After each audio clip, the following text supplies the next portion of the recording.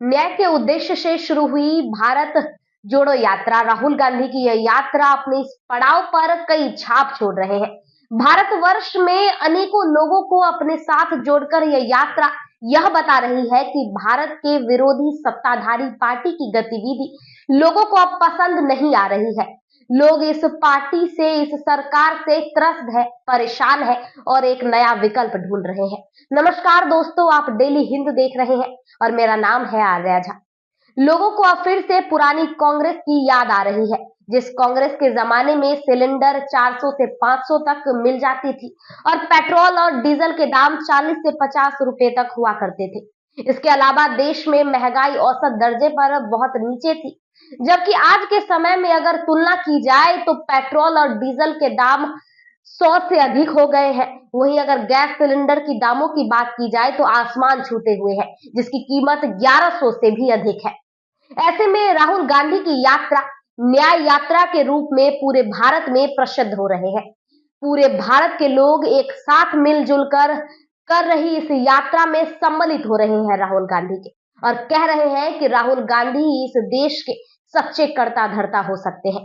तभी तो उनकी जनसभाओं में, उनके द्वारा शुरू हुए कार्यकर्ताओं में लोगों की इतनी संख्या उमड़ पड़ती है, इतनी भीड़ उमड़ पड़ती है कि कुर्सियां धरी की धरी रह जाती है। लोग खड़े होकर या किसी के कंधे का सहारा लेकर, कंधे का सहारा बनकर राहुल गांधी की एक झलक, एक छवि देखना चाहते हैं। यह राहुल की छवि नहीं है, यह पूरे भारत के लोकतंत्र की छवि है। यह कांग्रेस पार्टी की छवि नहीं है, या फिर भाजपा के विरोध में उपजी आंदोलन की भी छवि नहीं है। बस यह देश के परेशान लोगों की जुबानी है जो राहुल गांधी कहते हुए फिर रहे हैं। तमाम सोशल मीडिया साइट्स पर इस बात का बोलबाला है कि राहुल गांधी अगले प्रधानमंत्री के रूप में देखे जा सकते हैं। राहुल गांधी के समर्थन में जमकर भीड़ उपस्थित हो रही है।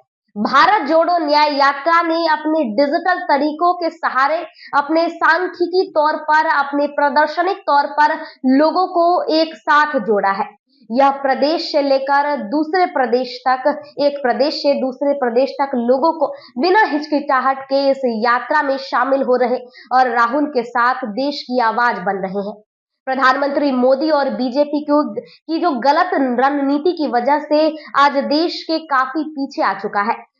अन्य देशों की तुलना में भारत एकमात्र ऐसा देश है जिसकी लोकतांत्रिक संख्या सबसे अधिक होने के बावजूद सत्तारूढ़ी पार्टी की गलतियों की वजह से जीडीपी स्तर में लगातार गिरावट हो रही है। भारत में महंगाई चरम सीमा पर पहुंच गई है। इसके अलावा लोगों से भी एक दूसरे के प्रति बेमनुष्यता देखा जा सकता है लोगों में। राहुल गांधी अपनी यात्रा के दौरान कई सवालों को बुलंद कर रहे हैं। उनकी यह यात्रा पूरे 5 मांगों पर आधारित है, जिसमें श्रमिक से लेकर, भागीदारी से लेकर, न्याय, संघर्ष, युवा, बेरोजगारी और नारी सब प्रदर्शित हो रहे हैं। फिलहाल एक ट्वीट के सहारे उन्होंने कहा है कि राजनीति से लेकर देश के तमाम मुद्दों को प्रत्येक लोगों के समर्थन होना चाहिए, चाहे वह अगड़ी जाति का हो या पिछड़ी जाति का हो। इसीलिए राजनीति में यदि 50% आरक्षण निर्धारित किया गया है तो कांग्रेस या इंडिया की गठबंधन वाली सरकार आते ही हम इसे उखाड़ फेंकेंगे। हम इस 50% आरक्षण को उखाड़ फेंकेंगे। इस बात को कायम रखते हुए उन्होंने अपना अगला ट्वीट में कहा कि अगर लोगों की हिस्सेदारी के साथ भेदभाव होता है तो फिर भारत कैसे जुड़ेगा। इसे निजात दिलाने की आवश्यकता है और कांग्रेस या इंडिया गठबंधन की सरकार अगर बनती है तो हम लोगों की हिस्सेदारी को जरूर ख्याल रखेंगे। इन सब बात के बीच वह याद करते हैं कि प्रधानमंत्री नरेंद्र मोदी के द्वारा कैसे संसद में ओबीसी बोलकर झूठ बोला गया। राहुल कहते हैं कि प्रधानमंत्री मोदी ने देश की जनता को गुमराह किया है। वह जन्म से ओबीसी नहीं थे, उन्हें भाजपा की सरकार ने ओबीसी का दमका दिया है। अगर कांग्रेस या इंडिया गठबंधन की सरकार भविष्य में बनती है तो वह हर किसी वर्ग का जातिगत गणना होगा और इस गणना के तहत हम यह पता लगाएंगे और पता लगाने की कोशिश करेंगे कि देश के किन जातियों के कितने लोग मौजूद हैं, ताकि हम उनके साथ सही तरीके से परिवर्तित चीज पेश कर सके और उनकी समस्याओं का समाधान कर सके। राहुल की यह बात कुछ हद तक जायज भी है। जैसे ही सबको पता होगा कि बिहार एकमात्र ऐसा राज्य है जिसमें जातिगत गणना हो चुकी है, लेकिन इस देश का नक्शा पटल पर लाना, जमीन पर लाना बाकी है, ताकि देश के लोगों को पता चल सके कि किस जाति के कितने लोग मौजूद हैं और उन्हें किस प्रकार की आवश्यकताओं की जरूरत है। राहुल प्रधानमंत्री नरेंद्र मोदी पर पंच करते हुए कहते हैं कि 9 लाख का कपड़ा पहनने वाले, दिन में 3 बार अपने कपड़े को बदलने वाले, 1.5 लाख की कलम की स्याही लिखने वाले प्रधानमंत्री खुद को ओबीसी कैसे कह सकते हैं? क्या यह झूठी बातें नहीं है? और अगर वह कहते हैं तो उन्हें शर्म आनी चाहिए। यह अपने अगले ट्वीट में प्रधानमंत्री मोदी के खिलाफ और हमलावर होते हुए देखे जा रहे हैं। उन्होंने अपने अगले ट्वीट में कहा कि देश की राजधानी दिल्ली में प्रगति मैदान पर बने टनल का क्या हाल है। उसकी कुल कीमत 777 यानी 777 करोड़ रुपए है, लेकिन इसके बावजूद भी इसका उपयोग 1 साल भी पूरा नहीं हो सका और वह पानी भरे लोगों के लिए समस्या का जंजाल बना हुआ है। लेकिन प्रधानमंत्री मोदी अपनी मॉडलिंग का ब्रांडिंग कर रहे हैं और वह मॉडलिंग बिल्कुल ही जायज नहीं है। दूसरी तरफ वह ईडी और सीबीआई को भी सेकंड में ले रहे हैं। जो ईडी और सीबीआई विपक्ष के नेताओं को लगातार टारगेट कर रही है। उन्होंने कहा कि क्या वीडियो सीबीआई, ईडी इस मामले को लेकर सीरियस नहीं है? एक खास समुदाय वर्ग जतरा टानी को लेकर कांग्रेस ने ट्विटर हैंडल में एक ट्वीट आया है। उसमें कहा गया है कि वह भगत सिंह और महात्मा गांधी के साथ इस समुदाय के लोग सत्याग्रह आंदोलन को लेकर ला रहे थे, लेकिन आज भी यह लोग जल, जंगल और जमीन को लेकर जूझ रहे हैं। इन्हें देश के प्रधानमंत्री नरेंद्र मोदी या फिर उनकी पार्टी या उनकी सरकार की तरफ से कोई मदद नहीं मिलने की उम्मीद है। ऐसे में ये लोग राहुल गांधी की न्याय यात्रा, भारत जोड़ो न्याय यात्रा का समर्थन कर रहे हैं और इन्हें उम्मीद है कि एक न एक दिन कांग्रेस या इंडिया गठबंधन की सरकार उनको भविष्य में मजबूत करेगी। इसके अलावा कांग्रेस पार्टी की तरफ से एक और मुहिम चलाई गई है, जिसमें भारत जोड़ो यात्रा से लोगों को प्रेरित किया जा रहा है और कहा जा रहा है कि हमें देश में बढ़ रहे अन्याय के खिलाफ एक और मुहिम शुरू की है। इसमें यदि आप भागीदारी बनना चाहते हैं तो एक टोल फ्री नंबर दिया गया है। इस नंबर पर बाकायदा बताया जा रहा है, उस नंबर के तहत आप टोल फ्री फोन करके इस जोड़ो यात्रा से, भारत जोड़ो न्याय यात्रा से जुड़ सकते हैं। आपको बता दें कि कांग्रेस पार्टी पिछले दो कार्यकालों से सत्ता में नहीं है। इसमें पहले देश के राजनीति पर पदभार प्रधानमंत्री मनमोहन सिंह ऊपर हुआ करते थे। मनमोहन सिंह एक विद्वान अर्थशास्त्री हुआ करते थे और उनके कार्यकाल में भारत का कर्ज सीमा घटी हुई थी। इसके अलावा भारत में महंगाई की सीमा दर भी बहुत कम थी।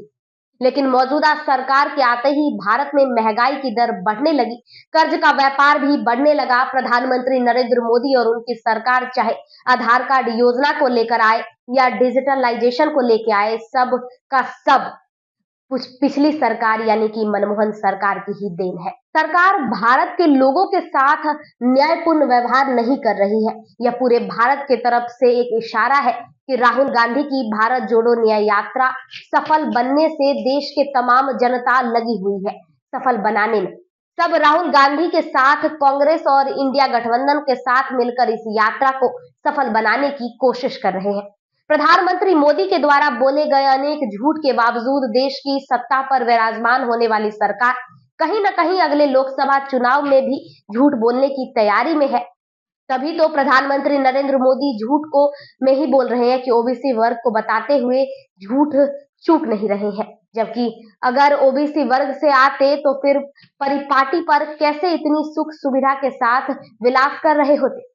दिक्कत इस बात से नहीं है कि ओबीसी से है, दिक्कत इस बात से है कि ओबीसी होने के बावजूद देश की ओबीसी की हालत क्यों नहीं सुधरी हुई है। इस पर विचार जरूर करना चाहिए। क्या प्रधानमंत्री नरेंद्र मोदी की यह जिम्मेदारी नहीं बनती है कि देश की जनता के साथ साथ अपने वर्ग के उन लोगों के बारे में भी सोचे जिनकी न्यायिक स्थिति, जिनकी भौगोलिक स्थिति, जिनकी आर्थिक स्थिति बहुत खराब है, बहुत नीचे है।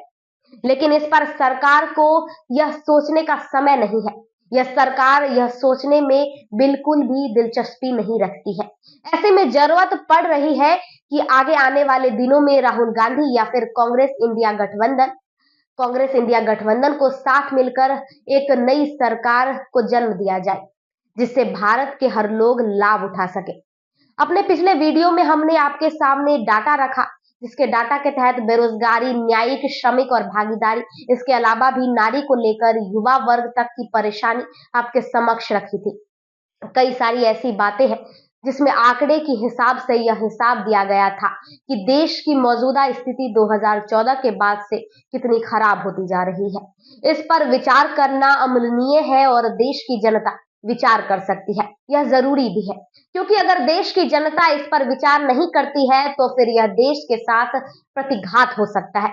भारत की जनता को यह सोचना है कि मंदिर मस्जिद की पॉलिटिक्स में उलझने वाली यह सरकार देश के तमाम वर्गों के लिए क्या कर रही है, देश के उन युवाओं के बेरोजगारी के लिए क्या कर रही है, देश के उन युवाओं के परिवार के लिए क्या कर रही है, इसके अलावा पेंशन भोगी कर्मचारियों के लिए क्या कर रही है, नारी सुरक्षा को लेकर क्या कर रही है, और तमाम ऐसी चीज है जिस पर सोचने की सख्त जरूरत है, चाहे वो हेल्थ हो या फिर कोई और सेक्टर हो। उदाहरण के तौर पर एजुकेशन की ही बात कर लिया जाए तो वहां भी भारत 23वें स्थान पर पहुंच चुका है।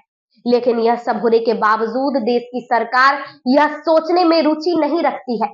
अब ऐसे में जनता को अगले लोकसभा चुनाव में यह बताने की जरूरत है कि भारत की वर्तमान सरकार ने उनके साथ साथ क्या खिलवाड़ किया है। दूसरी तरफ विपक्षी पार्टी की तरफ से राहुल गांधी हमलावर होते हुए देखे जा रहे हैं। अपने तमाम ट्वीट्स में वह प्रधानमंत्री नरेंद्र मोदी और उनकी सत्तारूढ़ पार्टी के खिलाफ तमाम ऐसी चीज डाटा के साथ प्रस्तुत कर रहे हैं जिस पर कोई विवाद नहीं होना चाहिए, क्योंकि वह अपनी बातें कह रहे हैं जो आंकड़े बताते हैं कि भारत के लोगों को अब सोचने समझने की जरूरत पड़ गई है। बाकी हम अपडेट्स आप तक पहुंचाते रहेंगे। देखते रहिए तब तक आपका अपना चैनल डेली हिंद। आप अपना ख्याल रखिए, मस्त रहिए, और अगर आपको यह वीडियो पसंद आई तो लाइक कीजिए, शेयर कीजिए और सब्सक्राइब कीजिए।